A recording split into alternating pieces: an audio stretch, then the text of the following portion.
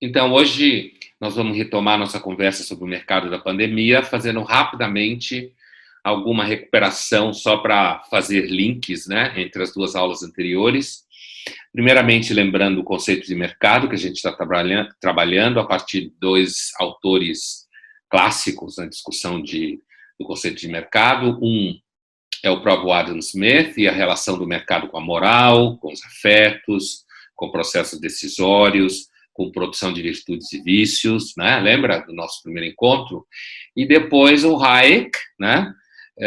Com a ideia do mercado como uma ordem, portanto não é um caos, não é uma bagunça, apesar de às vezes parecer, mas que é uma ordem espontânea, no sentido que são vários agentes em ação, e não tem ninguém controlando exatamente o mercado, e quando alguém controla ou atrapalha, segundo a concepção do Hayek, e expandida, portanto, uma ordem espontânea expandida. O que significa que o mercado vai crescendo à medida que, espontaneamente, as pessoas vão entrando em interação. Essas duas definições, claro, são, digamos assim, formulações sintéticas, a partir dos dois autores, mas nem por isso não consistentes. E eu dizia, então, portanto, que a gente está trabalhando com o conceito de mercado a partir desses dois diferenciais e não exatamente pensando diretamente na relação econômica. Eu dizia que não é uma questão de discutir especulação em cima do álcool em gel, né? Mas sim como que o mercado da pandemia vai produzindo produtos e comportamentos que agregam valor econômico, mas que são eminentemente relacionados à moral e à política, que é principalmente o que nos interessa aqui. Depois no nosso segundo encontro, eu introduzi a definição de ciência dado pelo epistemólogo húngaro Imre Lakatos, né? E esse epistemólogo também fazendo uma síntese da sua definição de demarcação científica, ou seja, o que é ciência e o que não é, e a relação entre as duas coisas, eu fiz uma formulação a partir do Lakatos, que é fiel ao pensamento dele, que é o seguinte: a ciência tem um core racional, compreendido como seus métodos, né, seus enunciados a partir de testagem empírica, de repetição em laboratório de experiências que sustentam os enunciados, portanto, o que o Lakatos chama de core racional, rational core, né, da ciência. Esse rational core está protegido pelo que ele chama de cinturão racional, rational belt, que são exatamente as produções teóricas e lógicas que a ciência vai produzindo e, portanto, protege o próprio método e o seu funcionamento, né, dentro das instituições científicas. E fora desse rational belt, então, aquilo que é conteúdo extra-racional, ou seja, aquilo que não é propriamente ciência, que é contaminado por todo tipo de interesse. Os mais óbvios são interesses de classe, interesses econômicos, né, interesses corporativos, tensões entre as instituições, entre os agentes, no caso cientistas, ou no caso médicos, ou qualquer outro tipo de profissional relacionado à ciência, e que esse conteúdo extra-racional passa, inclusive, por pressões políticas, né, pressões de mídia, no mundo que a gente está vivendo, e no caso do caso da pandemia hoje, essa pressão de mídia aparece, inclusive, no fato de que algumas indústrias acabam propondo a médicos que façam lives sei lá, webinar ou seminários em web para discutir a pandemia em áreas da medicina específica para gerar marketing, né? Para gerar marketing. Então, você tem uma verdadeira epidemia de marketing, self-marketing, que eu pretendo falar disso um pouco mais especificamente hoje, tá? Como nosso conteúdo principal hoje. Então, eu usei o Lakatos para uma referência teórica epistemológica, que eu explicava na segunda aula o que é, né? Epistemologia e ciência, para situar um pouco, dizendo, olha, a ciência funciona assim, são programas de investigação científica, como fala o Lakatos, né? E esses programas, eles não são necessariamente harmoniosos e compatíveis, e eles duram muito tempo, e dentro deles vai aparecendo teorias que vão sendo postas abaixo pelos experimentos, né? Mas isso tudo está dentro do processo racional da ciência, né? Mas que tem os conteúdos extra-racionais, que é, na realidade, aquilo que a gente está dando atenção nesse curso quando a gente fala de ciência, né? É principalmente isso que a gente está dando atenção, aos conteúdos extra-racionais, para pontuar como eles acabam se constituindo no mercado, né? A gente pode pegar, por exemplo, se você ouve e se você tem acompanhado as coletivas do antigo ministro Mandetta e as coletivas do governador João Dória, eu vou dar um exemplo. O João Dória, com frequência, quando fazem uma pergunta para ele, né? E é interessante perceber como ele trata a mídia, diametralmente oposto ao tratamento que o Bolsonaro dá, né? Ele agradece a cada jornalista, pede desculpa quando não dá tempo para certos veículos fazerem perguntas, pedem para transmitir as perguntas por escrito, que ele responderá, ou a ciência. É interessante que o Dória ele remete, isso é uma questão para a ciência, leia-se, Dr. Dimas Covas, diretor do Butantan, ou o Dr. David Wippe, que é o chefe do grupo de contingenciamento da epidemia. A ciência aí significa 2 cientistas, 2 médicos e, ao mesmo tempo, que trabalham com método científico.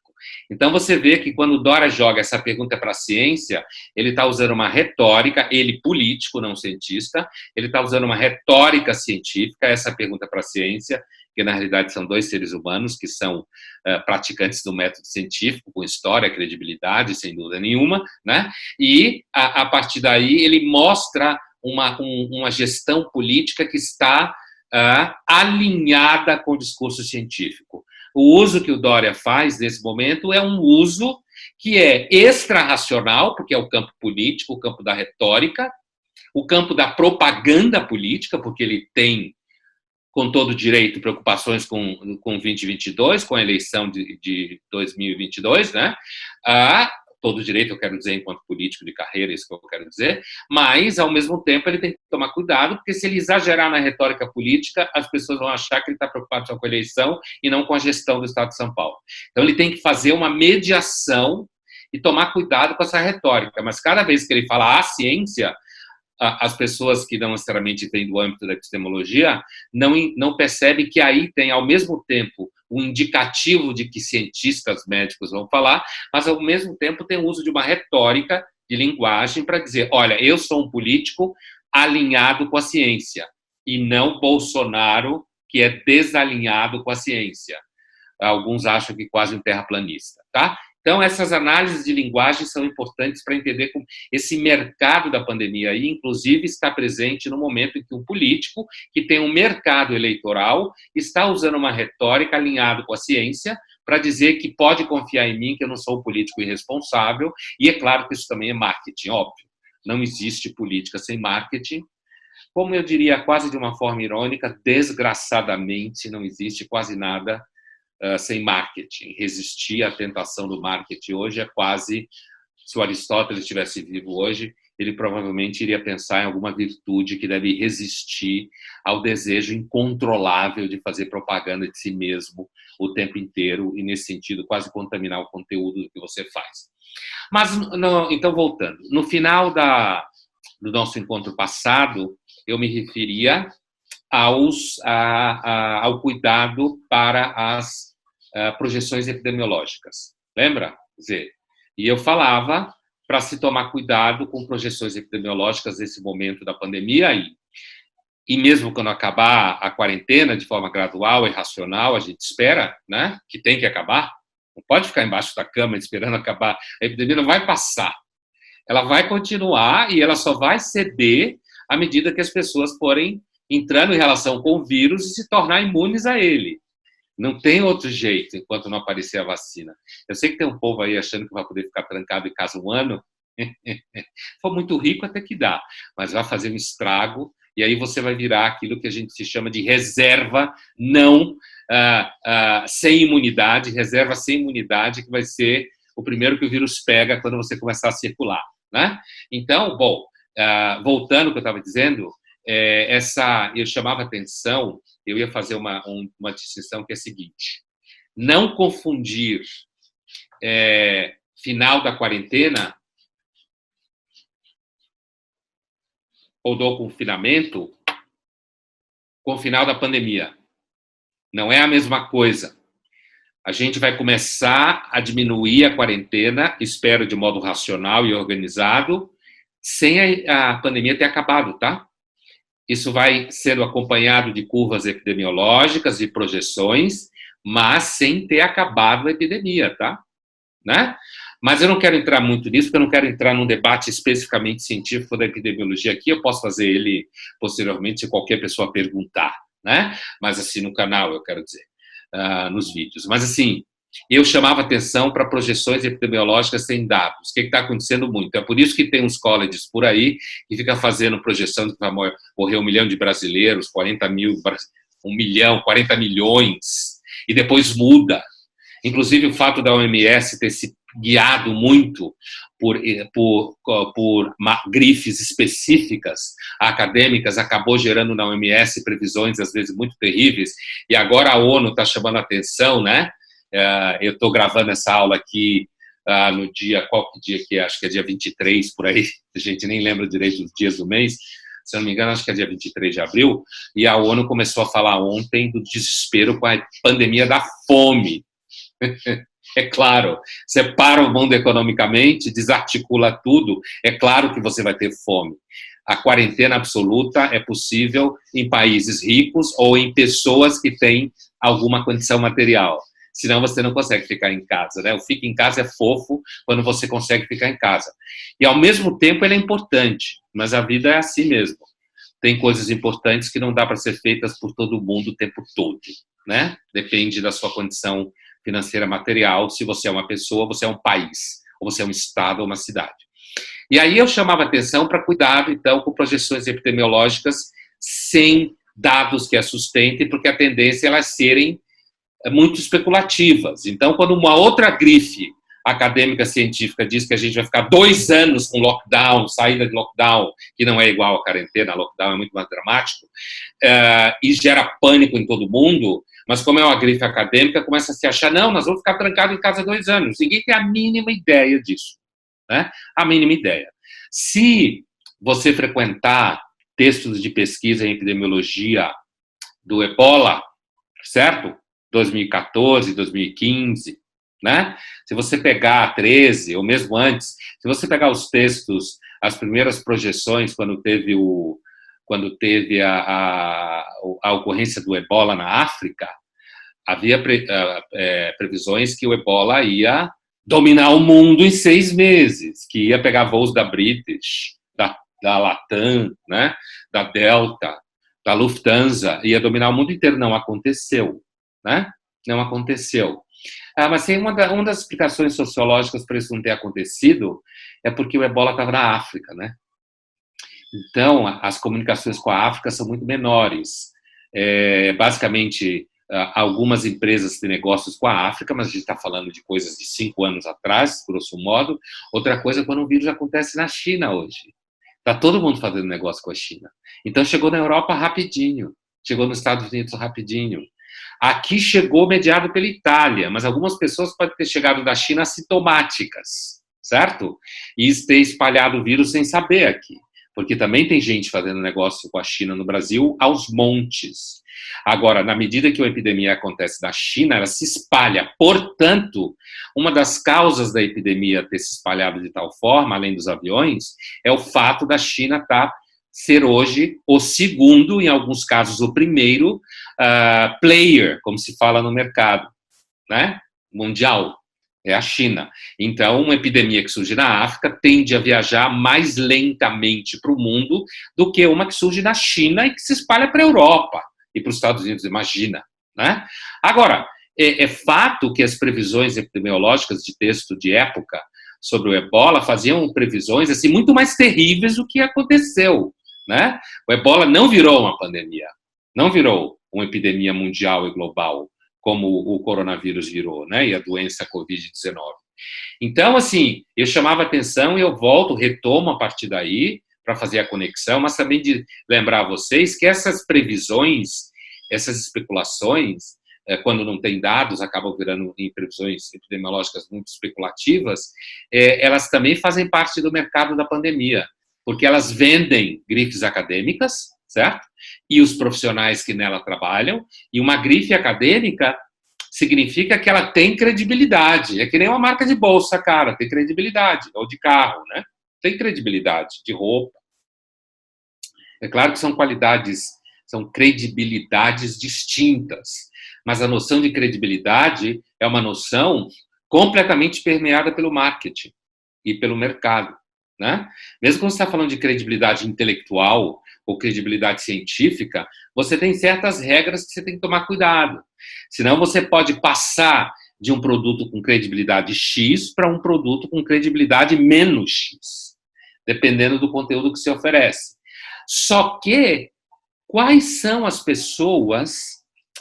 Veja bem, eu vou passar agora dessa questão para uma questão mais associadas ao que eu chamo de celebridades da epidemia, ou da pandemia, tá? É mais ou menos o foco da nossa conversa hoje dentro do mercado da pandemia.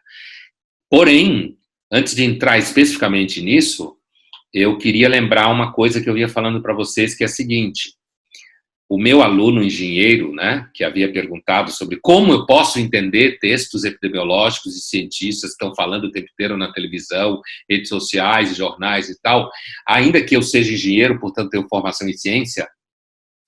Agora imagine grande parte da população que vai procurar ler em jornais, e aí é bem melhor, ou televisão, ou seja, marcas com credibilidade de mídia, certo? Não só o que chega pelo WhatsApp, né? Imagine essas pessoas todas, receptores de conteúdo, de conteúdo de mensagens e mídia, essas pessoas todas que não têm repertório em epidemiologia, não têm repertório em medicina, não têm repertório em ciência, em epistemologia, portanto, em teoria da ciência. Como que essas pessoas reagem a uma previsão que é discutida por alguém, ainda nas redes sociais, que tem, sei lá, 1 milhão, 2 milhões de seguidores, e que propõe a interpretar projeções epidemiológicas, como que receptores desse conteúdo reagem? Quais são os marcadores racionais que eles têm, lembrando do Lackato, certo? Marcadores racionais são ferramentas que você tem para entender a lógica científica. Quais marcadores racionais essas pessoas têm para entender o que está sendo discutido naquela projeção? Quais os marcadores racionais que esses receptores de conteúdo têm, quem recebe os conteúdos da mídia em geral, tem para entender especificamente textos que debatem protocolos de pesquisa e medicamentos? No caso da cloroquina, só para citar um clichê, né? Quem é que sabe que existem disputas e competições terríveis e extremamente agressivas entre grandes grifes acadêmicas americanas, me referindo a universidades? Quem sabe? Quem sabe que uma universidade X, da Ivy League, das universidades mais importantes americanas, quem sabe que quando, por exemplo, uma universidade dessa diz que só vai retomar as atividades acadêmicas em setembro, grosso modo, quando começa o primeiro semestre no hemisfério norte, portanto, está adiado todas as atividades acadêmicas em fevereiro, março, abril, maio e junho, quando acaba, no hemisfério norte, certo? Que tem meio cara de dezembro para nós aqui, começo de dezembro. Quem que sabe que quando uma universidade dessa, no mercado acadêmico, diz que só vai voltar às aulas em setembro, aí uma outra competidora diz, não, só vamos voltar em novembro, e a outra chuta o balde, como aconteceu, e diz, não, só vamos voltar em 2021. Você vê uma notícia dessa, seja num jornal, porque quando você está falando de Ivy League nos Estados Unidos, são todas universidades com grande credibilidade, com razão. Não estou dizendo que não tem razão para ter credibilidade, né? Eu estou falando de outra coisa, é o uso da credibilidade como valor agregado à imagem da marca, certo? Não estou dizendo que ela não tem credibilidade. Ela tem, justamente por isso ela é uma marca importante no mercado acadêmico mundial, né? Voltando, tá? Aí uma universidade dessas aí solta uma mensagem dizendo que ela só vai voltar às aulas em 2021. Você que não sabe que a ciência é um mercado, e com isso eu não estou dizendo que é ruim, graças a Deus existem as farmacológicas, porque sem elas a gente não tinha longevidade, Não tinha gente por aí sofrendo menos do que sofre, tá? Então toma cuidado quando você vai xingar a indústria farmacêutica também, né? Toma cuidado para na mesma hora você não ter tomado um remedinho de uma delas, sem qual você morre, tá bom? Então, assim, as coisas são ambivalentes assim mesmo. Mas quem vai chegar logo na percepção de que quando uma universidade importante solta uma mensagem, uma matéria, dizendo que só vai abrir em 2021, que ela, na verdade, está querendo marcar uma imagem junto aos pais, que é a seguinte: nós somos a instituição que mais se preocupa com a saúde dos seus filhos e também com a saúde do nosso corpo de profissionais. Portanto, até dezembro de 2020, nós vamos manter o ensino remoto. Um pai lê uma mensagem como essa, né, uma matéria como essa, ele diz: olha, a Universidade X, quando que a Universidade de fulano vai voltar às aulas? Em setembro? Será que não é perigoso? Olha, a tal vai voltar só em 2021. Eu acho que a tal universidade ela está mais preocupada com a saúde dos seus alunos, tá? E, portanto, a gente devia pensar duas vezes. Qual é o grau de responsabilidade epidemiológica? Nem vai pensar numa frase como essa, mas qual é o grau de responsabilidade epidemiológica que essa universidade tem do nosso filho? Será que não seria melhor mudar? Sabe, a nossa filha que vai entrar agora, será que ela não devia ir para lá ao invés de ir para cá? Então, veja bem. Quer dizer, uma mensagem como essa é recebida pelo receptor, como dizer, leigo, sabe? Leigo, que não tem domínio do jogo entre ciência, no caso aqui epidemiologia especificamente, e mercado, e comunicação. Ele não tem esse repertório, ele de cara, a tendência dele, inclusive dominado pelo pânico, certo? O pânico é um afeto, né? O medo é um afeto. Um afeto negativo na maior parte das vezes, mas é um afeto que tem sua razão de existir na nossa espécie. Existem várias razões para ter pânico e medo. Uma delas é morrer, certo? Então, assim, é normal que se tenha medo. Mas no mercado da pandemia, o medo virou um ativo, para falar um termo de mercado, virou um ativo, né? Um ativo do ponto de vista de quem explora o medo do outro.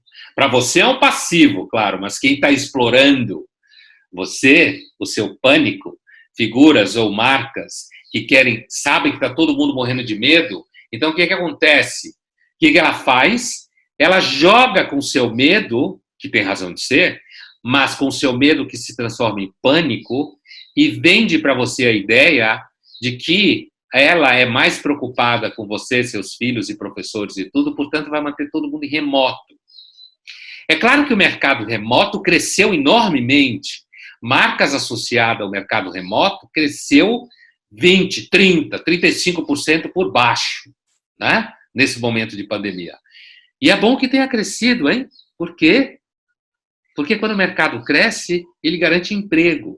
Não seja esses bobos por aí que acham que é bom quando... eu quero uma sociedade sem consumo. Você provavelmente vai perder o emprego na sociedade sem consumo, tá? Esse povo bobo que está falando por aí, que quer que a sociedade pós-pandemia... Não vai ser. Vai ser porque vai ficar todo mundo pobre, então vai ter um pouco isso. Mas mercado pós-pandemia vai ser todo mundo vivendo nos jardins e abraçando árvore, sem consumo. Consumo existe porque é a forma como gera emprego, né? E eu não estou dizendo que quem vende consumo é todo mundo lindo, tampouco isso. É só pensando de uma forma um pouco mais adulta, né? Então, essa história de vai acabar o consumo, vai ser lindo, não, se acabar o consumo, você vai para o saco, provavelmente. Então, é bom que o mercado remoto tenha crescido. É bom porque ele tem garantido emprego e trabalho para um monte de gente. Não é ruim. Porém, aí vem os problemas, né? A reflexão sobre o mercado é a reflexão moral, inclusive, né? Porém, aí você tem contradições morais em jogo. Por exemplo, recentemente, um dos maiores, como dizer, um dos maiores empresários, essa é a palavra, um dos maiores empresários do mercado de educação remota do mundo, nos Estados Unidos, deu uma entrevista muito interessante nos Estados Unidos, em que ele mostrou um alto grau de responsabilidade, por isso eu quero citar a entrevista, apesar que eu não cito nomes nunca, nem vou citá-lo especificamente, mas quem viu a entrevista vai localizar o que eu vou dizer. Ele deu uma entrevista muito interessante, e olha que ele é um empresário de mercado remoto de educação, hein? Lembre disso. E ele deu uma entrevista dizendo que é claro que a experiência da quarentena na educação com crianças, mais especificamente, no mercado remoto de educação, é uma experiência importante e que vai trazer ganhos para a educação. Em que sentido? Vai trazer uma maior autonomia, por exemplo, na relação entre colegas, na realização de certos trabalhos. Isso é verdade, tá? Assim, algumas aulas feitas remotamente, por conta do caso dos alunos ficarem mais formais na aula, o conteúdo cresce, se você consegue manter a atenção do aluno. Porém, ele chama atenção para o seguinte: as crianças têm que voltar para a escola presencial. Ao contrário de uma expressão chiquinha que circula por aí, que é fetiche do presencial, como se a vida pudesse acontecer no remoto, só um tonto, ou um mal informado, ou alguém de má fé pode vender a ideia de que um mundo pode ser remoto. O mundo pode ganhar dinheiro com ferramentas remotas, pode melhorar a produção de conhecimento com ferramenta remota. Todo mundo de educação sabe muito bem que os sistemas EAD são importantes para pessoas que estão distantes do centro onde aquele conteúdo é produzido, pessoas que têm dificuldade de localização no tempo ou no espaço, portanto, certo? Duas categorias da acessibilidade no Kant, no tempo e no espaço, tem dificuldade de poder acompanhar o conteúdo presencialmente, então o EAD é importante e é uma ferramenta muito bem-vinda. Só uma pessoa muito ignorante vai ser contra conteúdo em EAD. Porém, a ideia de que você pode substituir simplesmente o EAD ao conteúdo presencial fala de picareta. O conteúdo presencial, se você pode usufruir dele, é fundamental. Qualquer professor e aluno sabe disso. O que acontece em uma sala de aula real nunca é igual ao que acontece em uma sala de aula remota. Então, esse empresário que está dentro do mercado de educação remota para criança, ele mesmo chama atenção, cuidado, que é um tema que eu quero explorar um pouco no nosso último encontro, que é o mercado da pandemia fazendo previsões para o mundo pós-pandemia, grosso modo, né? Está muito discutido na mídia nesses dias. Então, assim, e vai continuar a ser discutido porque a bola da vez é a saída da quarentena, o que se chama pós-pandemia, a saída da quarentena e depois a superação da epidemia via vacina e imunidade de rebanho, né? Mas, assim, eu chamo a atenção da fala desse empresário porque ele mostrou uma virtude que muita gente por aí não está mostrando. Quando você brinca com o medo das pessoas e você vai usufruir de ferramentas remotas, seja do ponto de vista do ganho, do faturamento, ou seja do ponto de vista da redução de gastos operacionais, certo? Então, assim, quando você faz uso do medo das pessoas e faz com que as pessoas tenham a ilusão de que é melhor uma educação remota, é claro que não é. É só se a pessoa estiver no lugar remoto, né? Então, você pode dizer isso. Mas poder ir para a faculdade ou para a escola, a educação não é só transmissão de conteúdo. A educação é uma experiência social, é uma experiência moral, é uma experiência política, é uma experiência de vida real, onde acontecem coisas além do conteúdo. A prova é de que muitos alunos, em vários momentos da vida dele, a escola ou a universidade é mais importante pelos conteúdos extra-sala de aula do que os conteúdos dentro da sala de aula, certo? A escola e a universidade, ela não é só um ambiente onde você aprende conteúdos, é um ambiente onde você aprende a ser gente, aprende a se relacionar com afetos, aprende a se relacionar com violência, aprende a tomar decisões à medida que o tempo vai passando no ambiente em que você está inserido, certo? Por isso que um dos valores da escola e da universidade é como agentes de sociabilização, ou seja, agentes que vão transformando você em gente. Então, no mercado da pandemia, você tem agentes e pessoas, ou instituições e pessoas, que são todos agentes, né? Que atuam nesse mercado da pandemia, que podem agir de forma moral, no sentido de reconhecer e ter a virtude para dizer, olha, não sejam loucos, não sejam vítimas de agentes como a fé. É importante voltar às aulas assim que seja possível. A educação remota é fundamental e poderá ser mais utilizada, mas não pode substituir a educação presencial. Portanto, não se transforme em um agente que quer fazer marketing seu ou da instituição ou pessoal, se alimentando do pânico e do medo das pessoas, ou seja, se alimentando daquilo que gera imobilidade, imobilização e terror das pessoas para você ganhar dinheiro. Tenha um pouco de vergonha na cara.